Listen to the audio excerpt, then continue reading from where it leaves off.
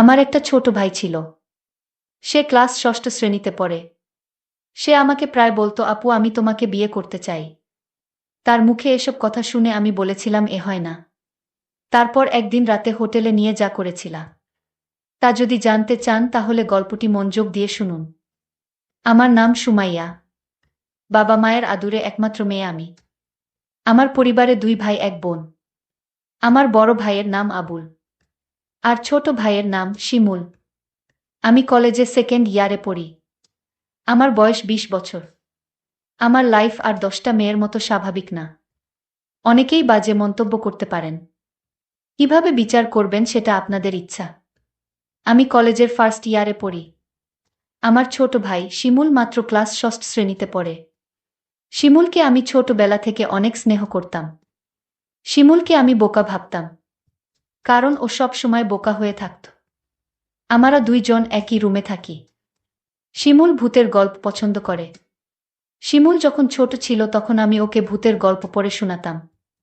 শিমুল ভূত এবং ভূতের গল্প ভয় পায়। শিমুলকে যখন ভূতের গল্প শোনাতাম তখন গল্প শুনে ভীষণ ভয় পেত, কিন্তু তারপরেও গল্পগুলো শুনত। কলেজে উঠার পর আমার মনটা সবসময় অস্থির হয়ে থাকত। কলেজের ছেলেগুলো সবসময় আমার পেছনে লেগে থাকত।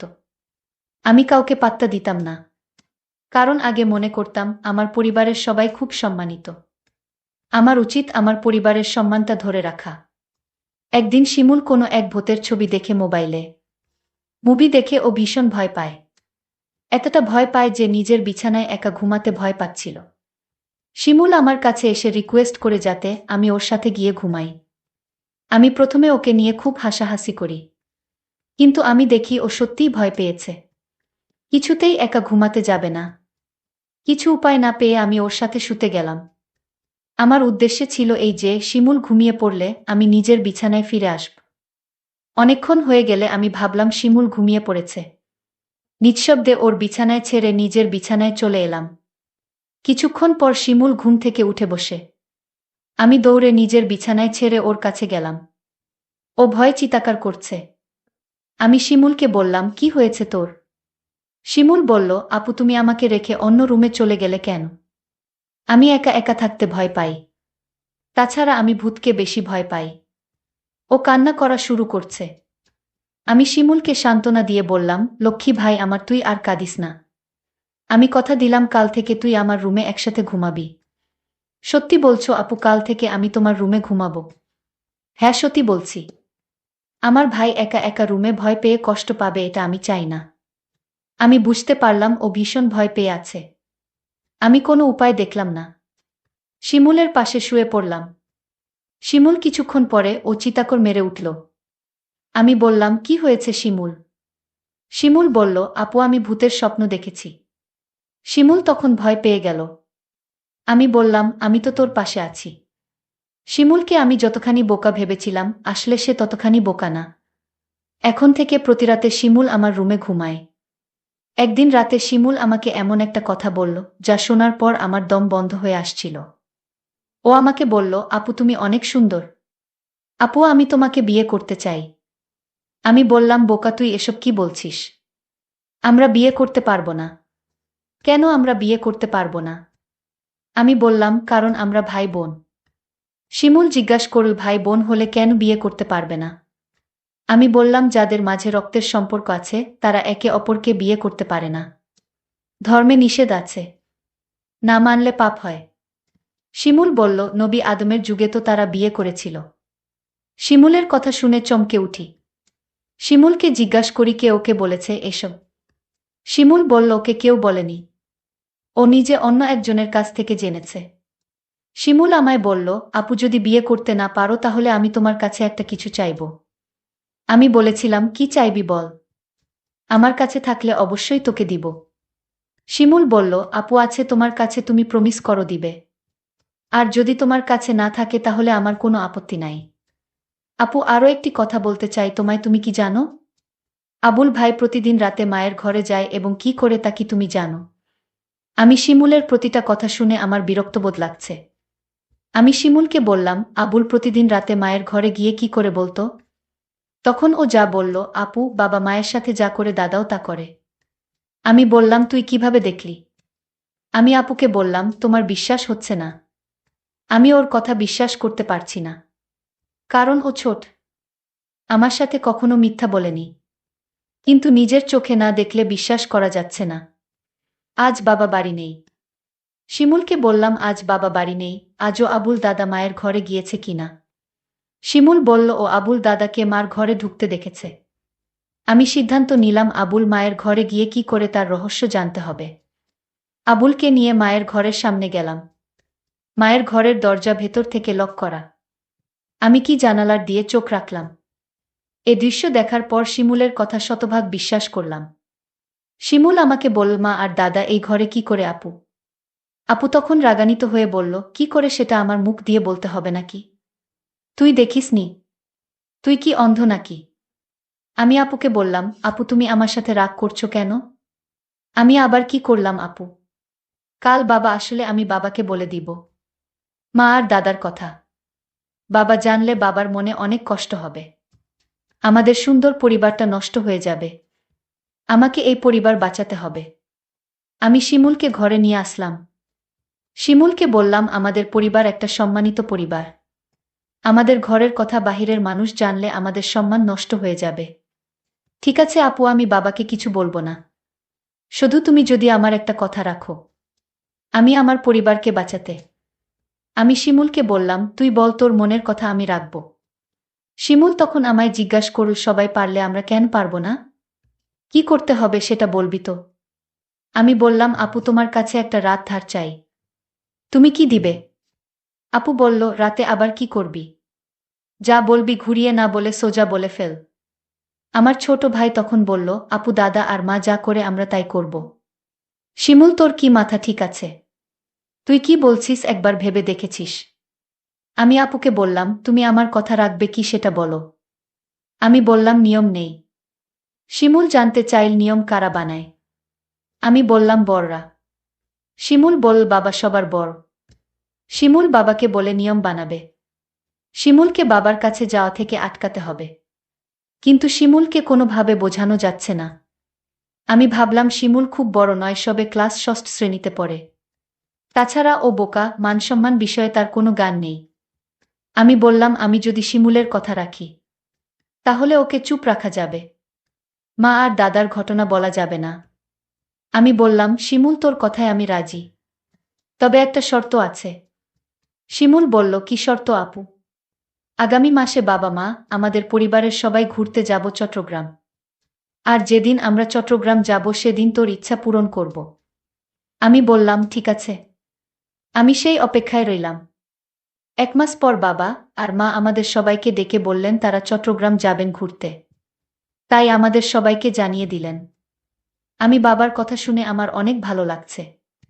এতদিন পর আমার মনের ইচ্ছা পূরণ হবে। আজকের মতো আমি খুশি কোনোদিন হয়নি। আমরা চট্টগ্রামের উদ্দেশ্য করে রওনা দিলাম। তারপর চট্টগ্রামের এক হোটেলে গিয়ে আমাদের পরিবারের সবাইকে নিয়ে উঠলাম। শুধু 2টো রুম ভাড়া নিতে পারলেন।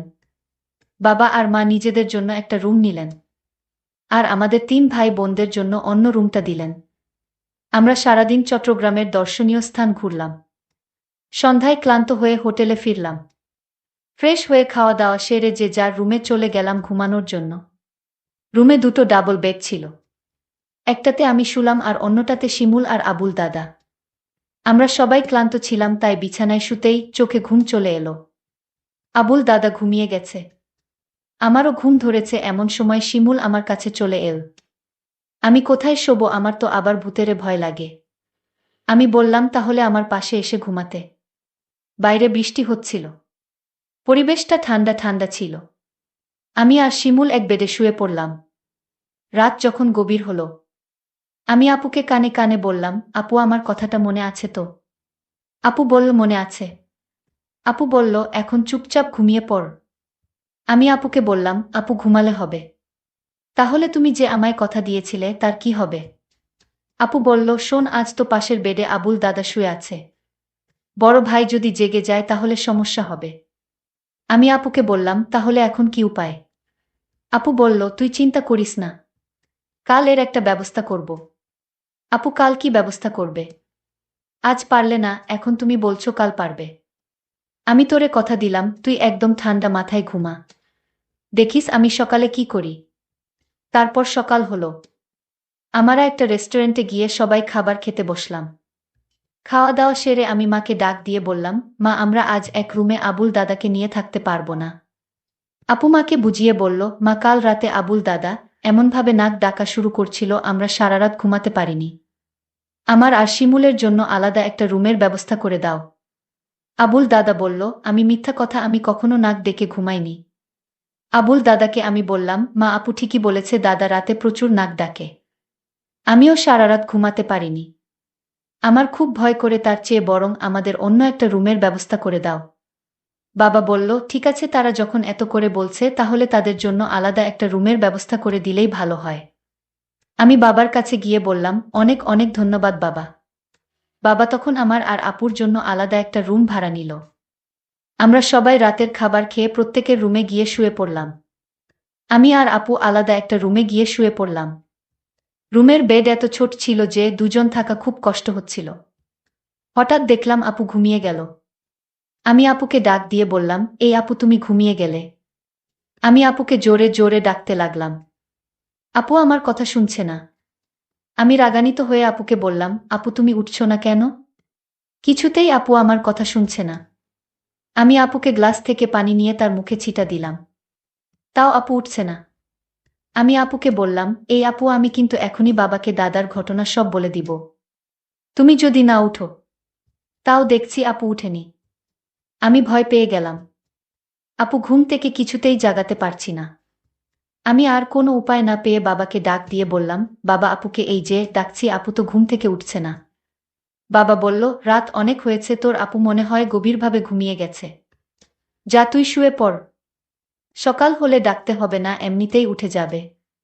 আমি বাবাকে বললাম, বাবা তুমি বিষয়টা বুঝতে পারছো না। আমি আপুকে পানি ছিটা দিলাম তাও তো উঠছে না। মা তখন আমায় বলল, তুই কি বলছিস? মা তখন আমার সাথে আপুর রুমে আসলো। মা আপুকে ডাক দিল। কোনো সাড়া নেই। মা তখন চিৎকার করে উঠল। মা কান্না করা শুরু করে দিল। আমার মেয়ে আর বেঁচে নাই। ঘুমের ঘরে মরে গেছে। আমার কি সর্বনাশ হয়েছে। সবাই রুমে আসলো আর চিৎকার করে কান্না করতে লাগলো। কিন্তু আমার মনে সন্দেহ হচ্ছিল না। না, আপু এভাবে মরতে পারে না। আমি এসব ভাবতে ভাবতে আপুর বিছানায় একটা চিঠি লক্ষ্য করলাম। চিঠিটা আমি খুলে পড়তে শুরু করলাম। চিঠিতে লেখা ছিল, শিমুল ভাই আমার, তুই আমাকে ক্ষমা করে দিস। আমি তোর কথা রাখতে পারিনি। কারণ দাদার ঘটনা দেখার পর থেকেই আমার মন থেকে বাঁচার ইচ্ছা চলে গেছে। সেদিনেই আমি সিদ্ধান্ত নেই, এই পরিবারে আমি বেঁচে থাকতে পারবো না। কারণ যেই পরিবারের সম্মান থাকে না, মায়ের কার্যকলাপ আমার কাছে ভালো লাগে না। আর তোকে আমি মিথ্যা আশা দিয়েছিলাম। কারণ আমি চেয়েছিলাম দাদা আর মায়ের বিষয়টা কেউ না জানুক। কিন্তু তুই বারবার আমায় বলছিলে তোর কথা যদি আমি না রাখি তাহলে দাদা আর মায়ের কথা তুই বাবার কাছে বলে দিবি। আর আমি কোনো পাপ করতে চাইনি। তার চেয়ে বরং আমি উপারে চলে যাই। তুই যদি সত্যি তোর আপুকে পরকালে ভালো রাখতে চাস তাহলে দাদা আর মায়ের কথা কিছুতেই বাবাকে বলিস না। আমি আপুর চিঠির লেখা পড়ে আমি চিৎকার করে কান্না করছি আর বলছি, আপু তুমি একবার উঠে আসো, আমি আর কোনোদিন তোমাকে কিছু বলবো না। তাও তুমি উঠে আও। কিন্তু মানুষ মরে গেলে কি আর জীবিত হয়? প্রিয় বন্ধুরা, আজকের গল্পটি কেমন লাগলো তা কমেন্ট করে জানাবেন। ধন্যবাদ।